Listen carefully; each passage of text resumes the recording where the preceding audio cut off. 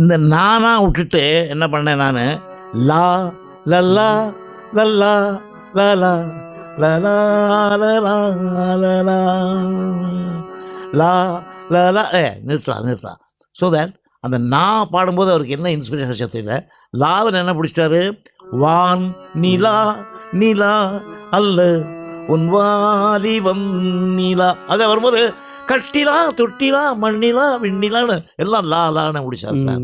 இந்த பாட்டை எப்படி எழுதினார்னா only 25 minutes or 30 minutes finish.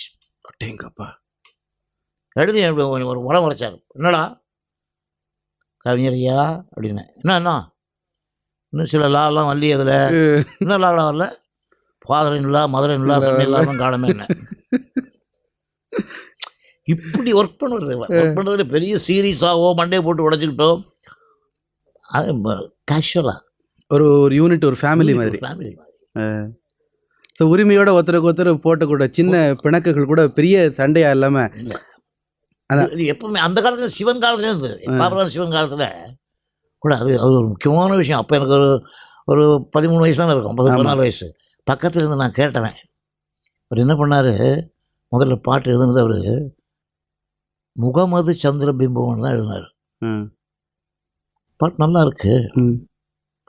நான் கேட்டேன், முகமது சந்திரபிம்பம்னு எழுதிக்கிங்க, ஏசு கிறிஸ்து என்ன பிம்பம்? அறிவு கட்டணே. இது மாதிரி யாராவது கேட்டால் என்ன பண்ணுறது, வதனமே போட்டுக்கொண்டார். வதனமே சந்திரபிம்பம். இது எதுக்கு சொல்கிறேன்னாக்கா, அந்த வதனமே சந்திரபிம்பங்கிறது சான்ஸ்கிரிட் வேர்டு வதனமேங்கிறது. ஆமாம். முகமதுங்கிறது தான் தமிழ். ஏசு கிறிஸ்து பிம்பம் என்ன கேட்டா வேற ஒரு அர்த்தமா துணிக்கிறது. அது இப்படி எல்லாம் சொல்றானேங்கிற வெறுப்போ ஒரு கோபமோ இல்லை வர்றவங்களுக்கு எடுத்துக்கிறாங்க பாருங்க. அந்த ஒரு ஒரு பரஸ்பர புரிந்துணர்வு நல்லா வரணும். ப்ராடக்ட் கடைசியில் எண்டு ரிசல்ட் நல்லா இருக்கணும். அதுதான் சார். அந்த நல்லா வரணுங்கிற உறவு. ஏதோ வாசிச்சோம், ஏதோ போகணும், பணத்தை வாங்கணும், போகணும். அந்தந்த ப்ராஜெக்ட் என்னுடைய நான் என்னுடைய தொழிலெல்லாம் கேர் பண்ணிக்கணும். நடிக்கிறவங்க எழுதுறவங்க பாடுறவங்க இது எல்லாத்தினுடைய காம்பினேஷன் அன்று சுமூகமான. நான் சில நாளைக்கு படுத்து தூங்கும்போது தூக்கம் வரலைன்னா கூட இந்த பழமையான நினைவுகளை, சுகமான நினைவுகளை நினைப்படுத்துவேன். டைரக்டரோட, நடிகர்களோட, கவிஞர்களோட, பாடகர்களோட, இப்படி பல விஷயங்கள் இருக்குது வாழ்க்கையில். அவங்கெல்லாம் ஒன்று சேர்ந்தாதான் மியூசிஷியன். என்கிட்ட இருக்கிற மியூசிஷியன்ஸில் வந்து பார்த்தீங்கன்னா, நீங்கள் ஒரு நாள் தினத்தந்தியில் போட்டிருந்தான், 3 பேர் வாசிக்கிறாங்க ட்ரம்பெட்டு. அதில் வந்து தாத்தா, மகன், பேரன் 3 பேர் இருக்கணும். 3 ஜென்ரேஷன். அதான் இது கடவுள் கொடுத்த. இல்லை, உங்களுக்கு என்ன, நீங்கள் என்ன எதிர்பார்க்குறீங்க அவங்கள்ட்ட இருந்துன்னா? அவங்களுக்கு அந்த அந்த புரிந்துணர்வு இருக்குது. இவர் இதுதான் எதிர்பார்ப்பார். நாம் வந்து என்ன நம்ம எதிர்பார்க்குறோங்க அவங்க கொடுப்பாங்கங்கிற உங்களுக்கு அந்த கான்ஃபிடன்ஸ் உங்களுக்கு இருக்குது. அதான் யூர் ரைட். என்கிட்ட இவ்வளோ நாள் இருந்தியா, நீ உனக்கு புரியலையா, உனக்கு நாக்க புரிஞ்சுக்குவான், பயங்கரமா. சரி, இதான் உங்களோட ஒவ்வொரு பார்வைக்கும் உங்களோட ஒவ்வொரு அசைவுக்குமே அவங்களுக்கு அர்த்தம் புரியும். இது இன்னும் நான் விவரமாக சொல்கிறதா இருந்தால், இப்போ நான் நத்திங், நான் என்னை விட்டுடுங்க. கேவிஎம்மோட அசிஸ்டன்ட் புகழேந்தி. நானாவது இப்படி ஹிம்சை பண்ணி வாங்குவேன். கேவிஎம் அப்படி இல்லை. அவர் அசிஸ்டன்ட்டு ஒரு பார்வை பார்த்தாட்டா புரிஞ்சுக்குவார். அவர்கிட்டையும் நான் பார்த்துருக்கேன், அவர்கிட்டையும் நான் போயிருக்கேன், பழகியிருக்கேன், இருந்திருக்கேன். ஒரு பார்வை பார்த்தா போகிறோம் சார். எது சரி நான் மாற்றிடுறேன், மாற்றிடுவார் அவர். அப்படி இருக்காங்க. Those days musicians like that. அவங்கவுங்க கீழே அவங்க மியூசிக் டைரக்டருக்கு என்ன வேணும், நம்ம எப்படி வாட்சா நல்லாயிருக்கும். சார் இன்னொரு விஷயம் சொல்கிறேன் உங்களுக்கு, நீங்கள் நம்ப மாட்டீங்களோ. ஒரு பிளேயர் ரெக்கார்டிங்கில் நோட்ஸ் கொடுத்துருவேன், வாசிச்சிட்டே இருப்பார். வாசிச்சிட்டே இருந்து அது மறுபடியும் ரீப்ரொடக்ஷன் பண்ணி கேட்போம் இல்லையா. அதான் அங்கே போய் பார்க்கும்போது அவர் என்ன பண்ணுவார், என்னுடைய முகத்தையே பார்ப்பார். நான் அவர் வாசிச்சதை ரசிக்கலைன்னு வச்சுங்க, அன்றைக்கி நைட்டில் வீட்டில் போய் ஃபோன் வரும் எனக்கு. வீட்டில் இருந்து அவங்க ஒய்ஃப் ஃபோன் பண்ணுவாங்க, ஏமண்டி మన భర్త గారు నిద్రపోలేదు. யார் தெரியுங்களா, சத்தியம்னு ஒரு ஷனாய் பிளேயர் என்கிட்ட இருந்தார், நம்மகிட்ட இருந்தார், ஜெமினியில் இருந்தார். அவர் வாசித்த பாட்டு, அந்த பிளேயர் ஒரு மியூசிஷியனை பற்றி சொல்கிறேன். அவர் வாசித்த பாட்டுகள்லேயே அவருடைய சோலோ தான் நிற்கும். பாளையமணியின் ஓசை நான் கேட்டேன், சோலோ வாசிப்பார். ஆமாம், கேட்டு பாருங்க. அதை போடுங்க, அப்படியே இருக்கும். என்ன நினைக்கிறோமோ அதை வாசிப்பாங்க மியூசிஷியன்ஸ். இல்ல அவ்வளவு அவருக்கு மனசுல அவ்வளோ தாக்கம் ஏற்பட்டிருக்கு பாருங்களேன். வீட்ல போய் ஒரு தூங்கலைங்கிறது அது இதனால தான்ற அவங்க ஆமா, wife இதனால தான். நான் என் மூஞ்ச பார்த்தா சரியா வாசிக்கிட்டே இவன திருப்தி பண்ண முடியுது என்னால. ம். இப்படி ஒவ்வொருத்தருக்கும் இருந்தா எப்படி இருக்கும்? எப்படி இருக்கு சொல்லுங்க பார்க்கலாம். அப்போ நிச்சயமா அந்த எவ்வளோ ஆரோக்கியமா இருக்கும். இல்ல போட்டிகள் இருந்தா கூட ஆரோக்கியமான ஒரு போட்டியா தான் இருக்கும். ஆமாங்க, ஆமாங்க, ஆமாங்க. அதெல்லாம் வரணுங்க. அதெல்லாம் வந்து வரும். ம். கண்டிப்பா வரும். அந்த காலங்கள்லாம் வரும் பாருங்க. இப்போ இசைத்துறையில நீங்க தனியா நீங்களும் ராமூர்த்தி சாரும் 2 பேரும் சேர்ந்து ஒரு காலகட்டத்தில் ஆரம்பிச்சீங்க இல்லையா? அந்த இவங்க போனதுக்கு அப்புறமா. ஆமா. அப்போ நீங்க சந்திச்ச போராட்டங்கள் என்னென்ன? எனக்கு அது போராட்டம்னு இல்ல. ம். இப்போ எங்கூட ஒரு ராமூர்த்தின்னு இருக்கிறது எனக்கு ஒரு பெரிய ஒரு தூண் மாரி. பலம் தூண் மாரி. ஆமா. ஸோ பெரிய ஸ்ட்ராங் ம். ஃபவுண்டேஷன். ம். பட் என்னன்னாக்கா, என்னை விட அவருக்கு நிறையா கர்நாடக மியூசிக்கு, ம். அந்த அந்த கற்பனைகள் இருந்தாலும் கூட, ம். அவர் பாடுறது எனக்கு அப்புறம் தான். ஓரளவுக்கு தான் அவர் பாட முடியும். ம். ஸோ அதை எக்ஸ்போஸ் பண்ணுறதுக்குங்கிறது ம். எனக்கு அப்போ வந்து நான் வந்து கற்றுக்கணுங்கிறதாக இருக்கிறதுனால, அவர் போயிட்டாருங்கிற ஒரு வருத்தமெல்லாம் இருந்தது. அதை நான் எப்படி மிஸ் பண்ணக்கூடாதுலாம் கூட நினச்சேன். ம். சரி பார்க்கலாம் அப்படின்னா தனித்தனியாக பிரிஞ்சு பண்ண மொழிய இந்த நட்பு, அந்த உறவு, அதை நாங்கள் பிரியாமலே இருந்தோம். சரி. இன்னைக்கு வரைக்கும் பிரியலை. ம். அது பிரியவும் மாட்டோம். ஏன்னா அவரை நான் ஒவ்வொரு டயத்தில் நான் என்னுடைய சாப்பாடு சாப்பிடும்போதும், நான் சாமி கும்பிடும்போதும் அவரை நினச்சி தான் செய்வேன். என்னென்னா அவர் தான் எனக்கு அடையாளம் காட்டி. ஆ. இந்த அடையாளம் காட்டுறது கைவிரலுக்கு ஒரு கதை சொன்னார் கவிஞர். அது கேட்கணும், ரொம்ப விசேஷமாக இருக்கும். சொல்லுங்க. அந்த கைக்கு என்ன பவர்னு கேட்டிங்கன்னா, அந்த குருக்ஷேத்திர வாரம் நடந்துட்டு இருக்கும்போது கிருஷ்ண பரமாத்மா வந்து அர்ஜுனை வச்சு சாரத்தியம் பண்ணி தேர் ஓட்டிட்டு வாருக்கு போயிட்டுருக்காரு. வாருக்கு போயிட்டு இருந்தால் சுற்றி முற்றி பார்த்தா எல்லாம் அந்த அர்ஜுனன் கூட படித்தவங்க, கௌரவர்கள், பாண்டவர்கள் எல்லாம் ரிலேஷன்ஷிப், ஒரு பந்துக்கள் தான், நண்பர்கள் தான். ஸோ இவருக்கு வில்லு விட்டு அவரை ஃபைட் பண்ணுறதுக்குள்ள மனநிலை வர மாட்டேங்குது. அவர் சங்கோஜப்படுறாரு, சிம்பத்தி போடுறாரு, உருகிறாரு. இதெல்லாம் பண்ணோட கிருஷ்ண பரமாத்மா சொன்னார், எல்லா படியும் நான் ஏற்றுக்கிறேன், நீ நடத்து, நான் தான் எல்லாத்துக்கும் காரணம். நீ எல்லா கெட்டது வந்தாலும் நான் தான், நல்லது வந்தாலும் நான் தான், நீ தொடரு அப்படிங்கிறார். இல்லை எனக்கு கொஞ்சம் தண்ணி தாகம் எடுக்குது, கொஞ்சம் தேரை நிறுத்து ஓரமாங்கிறார். தண்ணி தாகம் எடுக்குதா? எங்கே தண்ணி கிடைக்காது, இப்போ சாயந்தரம் சாப்பிடலாம், போர் ஆரம்பிக்கிட்ட விடு, நிறுத்த மாட்டேன், இப்போ நிறுத்தலாம், நீ நானும் காலி ஆகிடுவாங்கிறார். இல்லை எனக்கு தண்ணி குடிக்காம முடியாது. அப்போ ஒரு வேலை செய், உன்னுடைய அந்த அடையாளம் காட்டுற கை காட்டி விரல் இருக்குல்ல, அந்த விரலை வாயில் வச்சு சூப்பிப்பார், புரிஞ்சுப்பார், அதில் உனக்கு தண்ணி கிடைக்கும், குடிச்சுக்கொள்கிறார். அது எப்படி ட்ரை பண்ண பாடுறாரு. இது நடந்த கிடையாது, எனக்கு சொன்னது கவிஞர் சொன்னது கதை. உடனே என்ன பண்ணாரு, அந்த ஆள்காட்டி விரலை வச்சு உறிஞ்சி பார்த்தாரு, அதில் ஃபவுண்டேஷன் மாதிரி ஒரு தண்ணி கிடச்சிதான். நல்ல வரும்பாருங்க ஃபுல்லாக தண்ணி. அந்த தண்ணி வந்த விரல் தான் அந்த ஆள்காட்டி விரல். அப்போது என்ன தாகம் தீர்ந்துதா அப்படின்னு கேட்டாராம் பரமாத்மா. தீர்ந்தது. சரி கமான் ப்ரொசீட் பண்ண தொடர்ந்து சொல்லி இப்போ வரலாம் ஜெயிச்சு ஒரு வந்து படுத்து சாயந்தரம் 5 மணி ஆனால் போர் முடிஞ்சு போயிடும். அந்த காலங்களில் போர் முடிஞ்சு கொஞ்சம் 5-6 மணிக்கு அவர் கொட்டாயிரம் வந்து அவர் இருப்பிடத்தில் வந்து அவர் காலமிக்கிட்டே கேட்குறாராம். அர்ஜுனன் வந்து கிருஷ்ண பரமாத்மா கேட்குறாரு, என்ன நீ வந்து என்ன இப்படி ஆள்காட்டி வரல வச்சு உறிஞ்ச சொன்னேன், அதில் தண்ணி வந்து குடிச்சேன்னா இது வாஸ்தவமாக எப்படி வந்தது அதில் தண்ணி?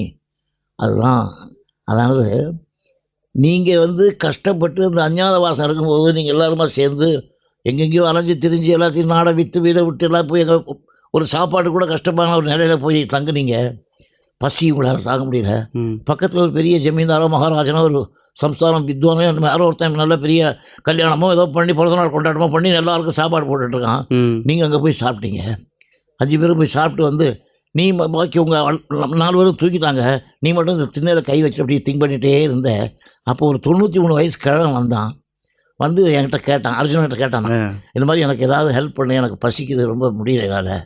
ஐயோ என்கிட்ட ஒன்றும் இல்லையே, அதோ பாரு அந்த பங்களாவில் வந்து உனக்கு அன்னதானம் பண்ணுறாங்க, சாப்பாடெல்லாம் போடுறாங்கன்னு இந்த கை காட்டி விரலை காமிச்சாராம். ஸோ அவர் போய் சாப்பிட்டு வந்து இவரை வாழ்த்தி படுத்துங்கறான் அந்த பெரியவர். ஸோ அந்த கை காட்டி விரலுக்கு அவ்வளோ மகிமை இருக்கடா விஸ்வநாதான்னு சொல்லுவாங்க கவிஞர். அதாவது ஒருத்தன் அடையாளம் காட்டுறதுங்கிறது என்ன ஒரு அடையாளம் காட்டினார் சுப்பிரமணியன்ட்ட. இவனுக்கு நல்ல பீரியட் வரும், நல்ல ஃபியூச்சர் வரும், எனக்கு மியூசிக் பண்ண வேண்டும்.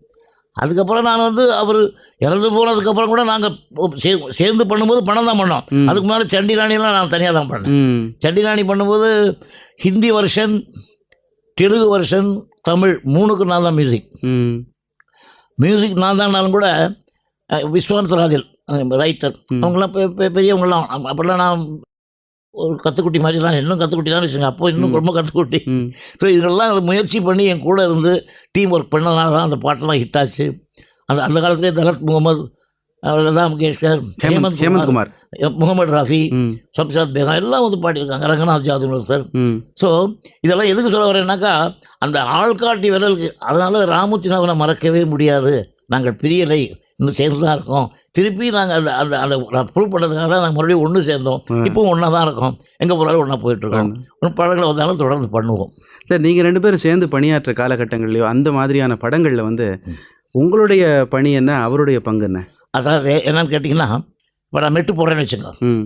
அதாவது இந்த இரட்டையர்கள்ங்கிறது ஒரு காம்பினேஷன். ம். அவங்களுக்கு எந்த வகையிலும் ஈகோ வந்துடக்கூடாது. அவங்க வந்து அது அவங்க கொஞ்சம் ஒரு மாதிரி போகும்போது நான் அட்ஜஸ்ட் பண்ணி போகணும். நான் ஒரு மாதிரி போகும்போது அவர் அட்ஜஸ்ட் பண்ணி வருவார். என்னை விட வயசில் பெரியவர் அவர். ம். அவர் எவ்வளோ விட்டு கொடுப்பார். பட் இருந்தாலும் நாங்கள் 2 பேரும் சேர்ந்து ஒரு டியூனை ஓகே பண்ணுறதுக்குள்ளே ஓகே பண்ணிவிட்டு அதை ஃபைனலைஸ் பண்ணது அப்புறம் தான் நாங்கள் அதை ப்ரொசீட் பண்ணுவோம். ம். அதனால் காம்பினேஷன் ஒர்க்கு ஈக்குவல். அப்படி நான் பார்க்க போனால் இன்னும் நீங்கள் விஷயங்களை கேட்டுப்பட்டீங்கன்னா, நான் வந்து இளையராஜா கூட அந்த மாதிரி பண்ணியிருக்கேன். ம். எப்படி பண்ணியிருக்கேன்னாக்கா, அவர் ஆர்கஸ்ட்ரேஷன் பண்ணியிருக்காரு, நான் மெலடி கொடுத்துருக்கேன். ஏன்னா அது அவர் ஒரு வெரி குட் மியூசிஷியன். அவர் கூட ம். அவருக்கு ஒரு ஆசை, என்கிட்ட வந்து கேட்பார். அவர் நல்ல பாப்புலர் ஆனதுக்கப்புறம் முன்னுக்கு வந்ததுக்கப்புறம் கூட சொல்லுவார், அண்ணே நீங்கள் வந்து எனக்கு மெட்டு போட்டு கொடுங்க, நான் ஆர்கஸ்ட்ரேஷன் பண்ணுறேன். அப்படின்னா எனக்கு ஆர்கஸ்ட்ரேஷன் பண்ண தெரியாதான்னு கிண்டலாக கேட்பேன். இல்லைண்ணே எனக்கு அப்படி ஒரு ஆசை இருக்குது. அவ்வளோ அந்த மாதிரி ஆசைப்படுறதுனால சரி நான் அவரை புரிஞ்சுக்கிட்டேன், அவர் என்ன புரிஞ்சுக்கிட்டார். அதுதான் அங்கே. அது மாதிரி தான் எந்த கலைஞனும் எப்போவுமே அந்த ஒரு அண்டர்ஸ்டாண்டிங் இருந்ததுனால தான் உங்களுக்கு அதை ப்ரொசீட் பண்ண முடியும். அப்போ நீங்கள் மெட்டு போட்டு அவங்க ஆர்கெஸ்ட்ரேஷன் பண்ணாங்க அப்படின்னு சொல்லலாமா? ராமச்சந்திரன் இல்லை, அப்படி இல்லை, ரெண்டுக்கும் நாங்கள் தான். ஓ, இது இளையராஜா மட்டும் அப்படி பண்ண மாதிரி ஓட ரெண்டுத்துலையுமே சம பங்கு. ரெண்டுத்துலையும் சம பங்கு நோ டவுட் அபவுட் இட். அந்த காலத்தில் பார்த்தீங்கன்னாக்கா, அந்த எங்கே நிம்மதினு ஒரு புதிய ஒரு பாட்டு வரும். அந்த பாட்டுக்கு அந்த காலத்தில் 125 பேர் ஆர்கெஸ்ட்ரா. ஹேண்டில் மேனுவல்னு ஒரு இங்கே நம்மக்கிட்ட கூட பணியாற்றிருந்தார். ஆமாம், அவர் வந்து குரூப் வாய்ஸஸ்லாம் வச்சுருந்தார். ஏதோ ஒரு சில பேர் பத்திரிகையிலேயோ ஒரு குறிப்பிடையோ நான் போய் தன்ராஜ் மியூசிக் டைரக்டர் போய் நோட்ஸ் வாங்கிட்டு வந்தேன்னு எழுதியிருக்காங்க. தப்பா, நாட் கரெக்ட். அது நான் அங்கேயும் போய் ஆர்டியும் போய் மியூசிக் வாங்கிட்டே வரல. ஏதோ ஒரு பத்திரிகை எழுதியிருந்தாங்க. இப்போ கூட சமீபத்தில் எழுதியிருந்தாங்க. நான் தன்ராஜ் மியூசிக் டைரக்டர் நான் போய் மியூசிக் போய் வாங்கிட்டு வந்தேன். தன்ராஜ் மியூசிக்கு நான் வந்து ஒரு தடவை பண்ண பார்த்துருக்கேன், பஞ்சமே இல்லை. பட் அவருடைய மகிமை இப்போ எனக்கு தெரியும், அவருடைய பெருமை தெரியும். பட் நான் அந்த மாதிரி நிலைமைக்கு வரல, நான் போகலை. நாங்களே உட்காந்து தான் எல்லாத்தையும் செட்டப் பண்ணி எங்கே நிம்மதிங்கிற பாட்டு, அப்புறம் அதே மாதிரி பட்டத்துராணி பாட்டு, இப்படி நிறைய பெரிய பெரிய பாட்டுகளுக்கெல்லாம் ஆர்கெஸ்ட்ரா நிறையா வைக்கும்போது அந்த ஆர்கெஸ்ட்ராவில் வயலன்ஸ் ஒரு 25 பேர் இருப்பாங்க. இவர் இங்கே உட்காந்துட்டு டாக் பேக் இங்கே ரெக்கார்டிங் சைஸ் நம்ம எக்யூப்மெண்ட் சைடில் உட்காந்துட்டு, வெங்கடேஷா நீ அதை தப்பாக வாசிக்கிறேன் ஒரு வயல், அவ்வளோ வயலில் பேர் சொல்லுவார். அடேங்கப்பா, அதெல்லாம் ஒரு கிஃப்ட் இல்லையா? அதெல்லாம் ஒரு தொழில் முறை. அதுக்கு அப்படி நல்ல ஈக்குவல் தான் சொல்லணும். சரி, இப்போ நீங்கள் முதல் படம் நீங்கள் 2 பேரும் சேர்ந்து மியூசிக் போட்ட படம் என்ன? அதை பற்றி அது ஒரு எப்போவுமே முதல்ல நம்ம ஒரு ஒரு முயற்சியில் இறங்குறோம். அப்படிங்கிறப்போ நீங்கள் முன்னாடியே ஜெகோவெல்லாம் போட்டிருக்கீங்க, அதெல்லாம் போட்டாச்சு, சண்டினி போட்டாச்சு, அதெல்லாம் போட்டாச்சு. பட் நீங்கள் ஃபீல்டில் இருக்கீங்க, ஆனால் 2 பேரும் ஒரு புதிய முயற்சியில் இறங்குறீங்க இல்லையா? அந்த அனுபவம் எப்படி இருந்தது? அதுதான் பணம், என்எஸ்கேங்கிறவருடைய பணம். அது வந்து கலைஞர் தான் டைலாக்லாம் எழுதினார். அதுக்கு இந்த கிருஷ்ணன் பஞ்சு டைரக்டர், பீம் சிங் அப்போ அதில் அசிஸ்டன்ட் டைரக்டர். அதில் வந்து தான் சுப்ரமணியம் மியூசிக், ஐம் சாரி மணமகளில். அப்புறம் பணம்னு ஒரு படம் எடுத்தாங்க. நாங்கள் சுப்ரமணியன்கிட்ட நானும் ராமூர்த்தினாவும் டிங்கப்பா கோவர்தன் இவங்கெல்லாம் இருக்காங்க, கோபாலகிருஷ்ணன் கோபாலகிருஷ்ணன் சபாபதி என்ன கூட ஒரு இருக்கார் அவர்.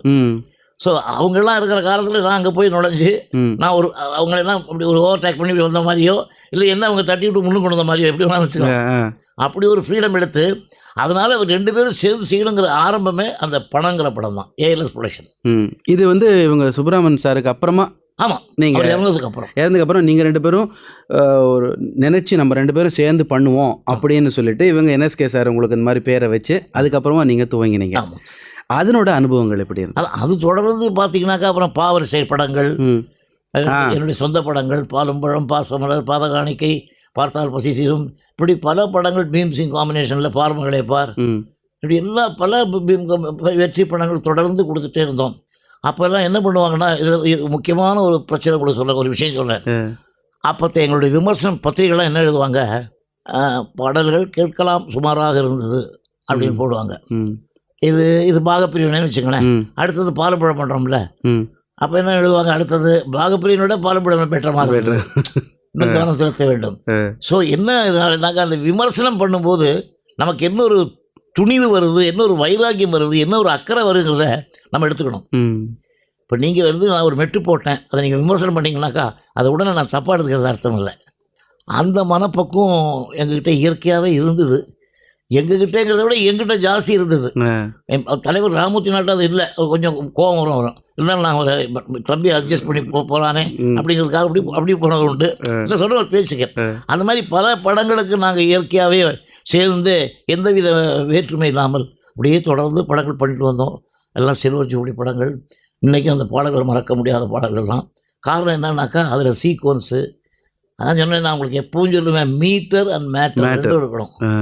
அந்த மீட்டரில் என்னாக்கா உற்சாகமான பாட்டு, ஒரு காலங்களில் வசந்தம் அதாவது உற்சாக பாட்டுனாக்கா அவன் வந்து அவனுடைய பர்சனல் லைஃப்பில் அவன் யாராவது காதலிச்சானோ இல்லை காதலை ரசிக்கிறானோ இல்லை பொண்ணை பற்றி நினச்சானோ அந்த பாட்டு பாடணும், அவனுக்கு பொருத்தமாக இருக்கணும்.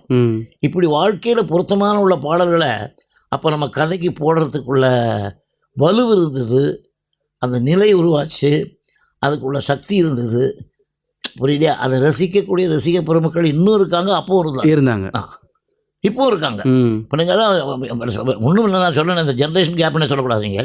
நான் சொன்னேன் கச்சேரிக்கு போனால் எல்லாம் இப்போ ஷிஃப்ட் வர்றது பார்த்தீங்கன்னா சின்ன பசங்க ஒரு 18 வயசு பையன், அது மாதிரி நிறைய அனுபவங்கள் இருக்குது. இப்போ சில குறிப்பிட்ட நிகழ்ச்சிகள் உங்கள் வாழ்க்கையில் ரொம்ப உங்களை பாதித்த சம்பவங்கள் அந்த காலகட்டங்களில் அதில் என்னென்னு கேட்டிங்கன்னா, அது ஒரு மகிழ்ச்சியான விஷயங்கள். அதில் அந்த காலத்தில் பாகிஸ்தான் வார், பாகிஸ்தான் இந்தியா வார் 65.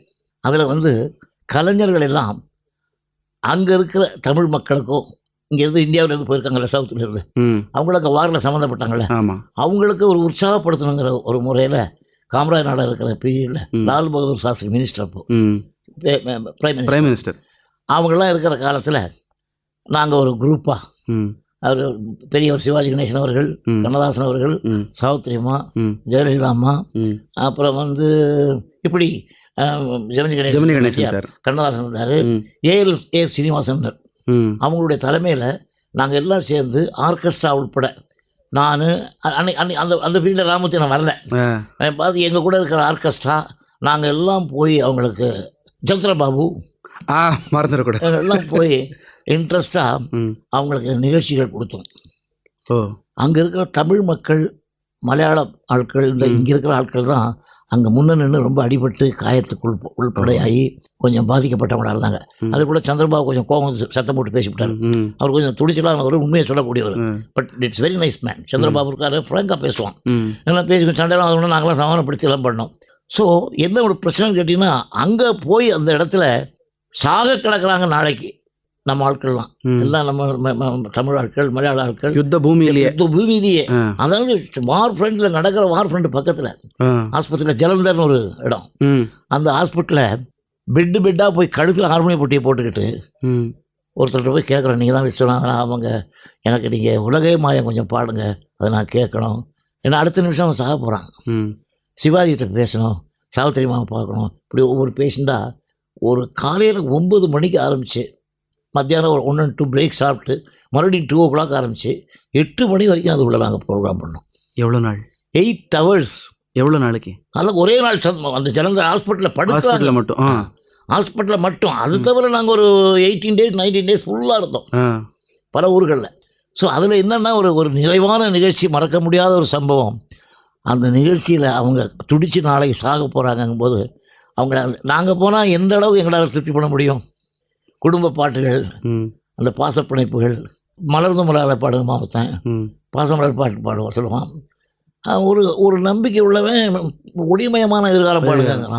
இதெல்லாம் நம்ம தமிழ் மக்கள், மலையாள மக்கள் இருக்காங்க, இவங்களுக்கெல்லாம் மலையாள மக்களும் தமிழ் மக்களுக்கும் தமிழ் பாட்டுலாம் ரொம்ப இஷ்டமாக இருக்கும், தெரியும். ஸோ அங்கே வந்து என்ன பிரச்சனை, என்ன ஒரு சந்தோஷமான ஒரு நிகழ்வு, நாங்கள் மறக்க முடியாத சந்தர்ப்பம். அழுதுகிட்டே பாடிட்டு இருந்தோம். அவங்க அடுத்த நிமிஷம் அவங்க இறக்க போகிறாங்க, நாங்கள் அவங்கள சந்தோஷப்படுத்தணும். பெரிய ஆத்ம திருப்தி, பெரிய விஷயம் அது. அதாவது நினச்சி பார்த்தா கூட அதுக்கப்புறம் சில விஷயங்கள் தமாஷெல்லாம் நடந்தது. ஒரு உடனே அவர் ராதாகிருஷ்ணன் அப்போ பிரசிடென்ட், அவர் கூட கூப்பிட்டு எனக்கும் என்டர்டைன்மெண்ட் கூப்பிடாதாரு. அவர் வீட்டுக்கு நாங்கள் போய் சந்திரபாபு பாடி, சந்திரபாபு ரொம்ப ரசிச்சு அவரை, அவங்க 2 பேரும் அந்யோன்யமாக ரொம்ப நண்பர்கள் மாதிரி எல்லாம் பழகி, அந்த ரசிப்பு தன்மைக்கு அந்த இசைக்கும் அந்த கலைக்குங்கிறது பெரியவன் சின்னவன்னு பார்க்காம ஒரு பெரிய மேதையிலே இருந்தாலும் ஒரு பிரசிடென்ட். அப்போ அவர் கூட ஒரு பாட்டு பாடினார் இல்லையா? ஆமாம், ஒரு பாட்டு வரவேற்று எல்லாம் என்னை பார்த்தோட வாங்க வாங்க லேடியில் உண்டி இந்த பாட்டு உங்களுக்கு தெரியுமான்னு கேட்டார். யார்? பிரசிடென்ட். ஆமாம் சார். அவர் தெலுங்கு நல்லா பேசுகிறார். ராஜேஸ்வரமா வந்திருந்தாங்க, இப்படி நிறைய பேர் வந்திருந்தாங்க. சிவாஜி அவர்கள் வந்திருந்தார், ஏஎல்எஸ், இப்படி வந்து ஜெமினி கணேசன், சார்த்தி சொன்னேன். எல்லாரையும் பார்த்து ரசித்து அவங்கள எல்லாம் எனக்கு ஒரு என்டர்டைன்மெண்ட் கொடுங்க எல்லாம் சொல்லி அங்கெல்லாம் போய் அப்படி ஒரு 19 நாள் டூர் நாங்கள் அனுபவிச்சுட்டு வந்தோம். அந்த நிகழ்ச்சியெல்லாம் வாழ்க்கையில் அந்த ஃபோட்டோஸ்லாம் கூட நான் வச்சுருக்கேன், கலெக்ட் பண்ணி வச்சுருக்கேன். அதெல்லாம் மறக்க முடியாத ஒரு கிடைக்காத, யாருக்கும் கிட்டாத ஒரு பெரிய ஒரு சர்வீஸ் சேவை செஞ்சோம். இதை தவிர வேறு என்ன? இப்போ ஒரு படத்தை நீங்கள் மியூசிக் போடுறீங்க, அப்போ அந்த சமயத்தில் உங்களுக்கு ஏற்பட்ட ஒரு வித்தியாசமான அனுபவம்? ஒரு வித்தியாசமான ஒரு படம் வந்து நெஞ்சம் மறப்பதில்லைன்னு ஒரு படம். அதில் வந்து ஒரு சாங் டைரக்டர் ஸ்ரீதர்ங்கிறவர், it is very very very famous, ரொம்ப புத்திசாலி அவர். அவருடைய கதைக்கு தான் மியூசிக் வேணும் பாரு. அவர் சொல்லுவார் என்கிட்ட, ரீரிகார்டிங் நீ பண்ணுற சீனில் அந்த ரீரிகார்டிங் வந்து என்னுடைய சீன் உள்ளே தான் ஒழிஞ்சு நிற்கணும். நீ உன்னுடைய சாமர்த்தியத்தை காட்டுறதுக்கு நீ வெளியே வந்தீங்கன்னா என் சீன் போயிடும் பாரு.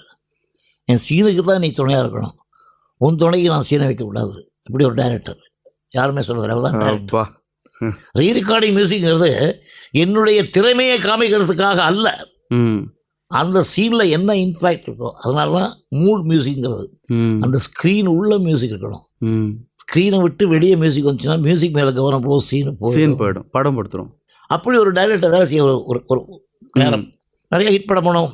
ஃபஸ்ட்டு நெஞ்சில் ஒரு அரையம் பண்ணோம், அப்புறம் ஏதோ பண்ணோம், போலீஸ்கார படம் கொடுத்து. நெஞ்சம் மறப்பதில்லை மட்டும் ஒரு படம். அதுக்கு வந்து அவருடைய ஐடியா என்னென்னா, நெஞ்சம் மறப்பதில்லைன்னு டைட்டில் சாங் வைக்க போகிறேன் விசு, கால் விசு. விசுன்னு என்ன செல்லமாக முதல்ல கூப்பிட்டு ஆரம்பித்தது அண்ணாதுரை அவர்கள் தான். அவர் தான் கூப்பிட்டார் முதல்ல விசுன்னு. அது எந்த சந்தர்ப்பத்தில்? அது சொர்க்கவாசல் படம், சுப்பிரமணியம் இருந்ததுக்கு அப்புறம், சுப்பிரமணியம் இருக்கும்போது. இந்த இதை முடித்த உடனே அதுக்கு போவோம். ஸ்ரீதர் வந்து நெஞ்சம் மறப்பதில்லை பாட்டை வந்து அந்த நெஞ்சம் மறப்பதில்லைன்னு டைட்டில் வச்சேன்.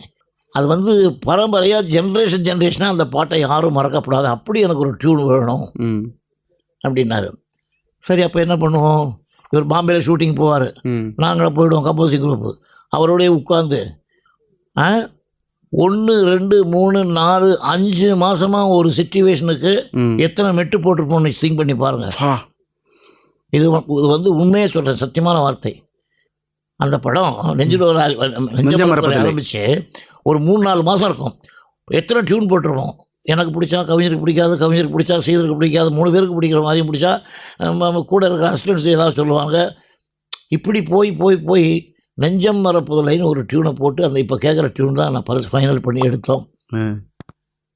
அந்த சாங் ரெக்கார்டிங் அன்னைக்கு நடந்துகிட்ருக்கு. எனக்கு ஒரு ஃபோன் வருது. அது வந்து ஒரு டிஃபிகல்ட்டியான சீக்வன்ஸ். இந்த அலறல் சத்தம், அந்த சத்தம், நாய் ஓடி இதெல்லாம் இருக்கும். அது வரும், அந்த பேய் படம் மாதிரி. என்னுடைய மாமா அவர் இருந்தார், தாய் மாமன்னா. அவர் ஒரு ஒன்று விட்டு ஒன்று தாய், நேராக எங்கள் அம்மாவோட அண்ணனில். எனக்கு ரெக்கார்டிங் முடியும் போது ஒரு ஃபோன் வருது, உங்கள் மாமா ஹார்ட் அட்டாக்ல இறந்துட்டாருன்னு. அந்த நெஞ்ச மறப்பதில்லை பாட்டு ரெக்கார்டிங் முடிஞ்ச நான் வீட்டுக்கு போனால் அந்த டெத்து. ஸோ அந்த பாட்டை அது என்ன பலி வாங்கின மாதிரி அதை பார்த்து ஒரு அறம் சொல்கிறேன், அறம் அது நாக்கு. அது அந்த அந்த அந்த பாட்டு முடிய எனக்கு ஃபோன் வந்து நான் ஓடி போய் பார்த்தேன்னா, அவர் நல்லா இருந்தவர். காலையில் ரெக்கார்டிங் போகும்போது நல்லா இருந்தார். அவர் இறந்தார் அன்றைக்கி. அது ஒரு மறக்க முடியாத இன்சிடென்ட்டு. அதே மாதிரி நெஞ்சில் ஓர் ஆலயம் படம் எடுக்கும்போது அந்த படத்தில் பாட்டுகள் முடிஞ்சு போச்சு. அவருடைய பிளான், டைரக்டருடைய பிளான் என்னன்னா 28 நாளில் நான் படம் முடிக்கணும் விசு. ஆனால் அந்த ஸ்ரீதர் காம்பினேஷனில் அதான் எங்களுக்கு ஃபஸ்ட்டு படம். இன்றைக்கே கேட்கலாம், எல்லா பாட்டும் ஹிட். அதில் ஒரு பாட்டு மட்டும், சொன்னது நீதானா, என்ன நினைத்து அழைத்தாதோ, எங்கிருந்தாலும் வாழ்க, ஒரு வாழையும், இப்படி எல்லா பாடல்களும் ஹிட்டு. அதில் ஒரு பர்டிகுலர் பாட்டு மட்டும் எனக்கு ஞாபகம் வருது, இப்போது அதை சொல்கிறேன். கடைசியில் எல்லா பாட்டும் முடிச்சு சொன்னது நீதானா பாட்டு தான் கடைசி பாட்டாக எடுத்தோம். அந்த சொன்னது நீதானா எனக்கு சீக்கிரம் சொல்லும்போது அந்த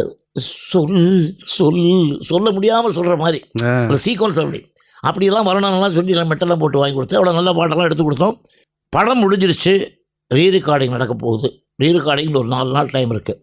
அவரோட அசிஸ்டன்ட் டைரக்டர் கோபுன்னு ஒருத்தர் இருக்கார், சித்ராலயா கோபுன்னு ரொம்ப ஃபேமஸ். ஆமாம். அவர் என்ன பண்ணார், நாங்கள் வேறு கம்பெனியில் கம்போஸ் பண்ணிகிட்ருக்கோம், நானும் கவிஞரும், பிஎஸ் வீரப்பா கம்பெனியில். அங்கேருந்து நேராக வந்தார். திடீர்னு ஒரு பாட்டு தேவைப்படுது படத்தில், அது வந்து இப்போவே வாங்க நீங்கள் கம்போஸிங்கு, இப்போவே கம்போஸ் பண்ணி 2 மணிக்கு ரெக்கார்ட் பண்ணி 6 மணிக்கு சாயந்தரம் ஷூட் பண்ணி அது படத்தில் சேர்த்து இன்னும் 2-3 நாளில் ரீரெக்கார்டிங்கில் வரணும், பிரிண்ட்டுக்கு வரணும், ஆர்டர் வரணும், சீக்கிரம் வாங்கினார். என்ன அது என்ன மியூசிக் பண்ண சொல்றியா, மேஜிக் பண்ண சொல்றியா? இப்படி ஒரு டிஃபிகல்ட் 5 மாதம் எடுத்த டியூனுக்கும் இந்த கான்ட்ராக்ட் சொல்கிறேன். அங்கேருந்து என்ன பண்ணோம், அங்கேயே சிச்சுவேஷன் சொல்லியாச்சு. கோபு இந்த புதுசாக ஆட் பண்ணுற பாட்டு இருக்கு பாருங்க. ஆமாம். ஆனால் படத்தில் அதை பார்க்கும்போது இம்பார்ட்டன்ட் சாங்கு, அதை என்ன பண்ண சொல்லிட்டு வரேன். அதை கம்போஸ் பண்ணுறதுக்காக என்ன பண்ணோம், டைம் இல்லை. இந்த 11:30 மணிக்கு சாங் அவங்க ஆண்டவன் இல்லை நம்ம பிஎஸ் வீரப்பா படம் என்ன ஞாபகம் இல்லை, ஆண்டவன் கட்டளையா இல்லை ஆலயமணியான்னு ஞாபகம் இல்லை. உட்காந்து கம்போஸ் பண்ணி முடிச்சுட்டு அங்கேயே அந்த பிளான் பண்ணிவிட்டு நாங்கள் 2 பேரும், என்னுடைய வண்டி ஒன்று இருக்குது, இப்போவும் இருக்குது, MSV 5052 கருப்பு வண்டி, இப்போ வச்சுருக்கேன் அந்த வண்டி. அந்த வண்டியில் ஏறி உட்காந்துட்டோம். நான், கவிஞர், ஹார்மோனி பொட்டி, தபலா வாசிக்கிற அனுமந்தப்பா, வேறு யாரும் இல்லை. 4 பேர் உட்காந்து நெருக்கி பிடிச்சி உட்காந்துட்டோம் அந்த வண்டியில். உட்காந்து நேராக நாங்கள் எங்கே போகிறோம், ஷூட்டிங் நடக்குது மெஜஸ்டிக் ஸ்டுடியோவில் கோடம்பாக்கத்தில்.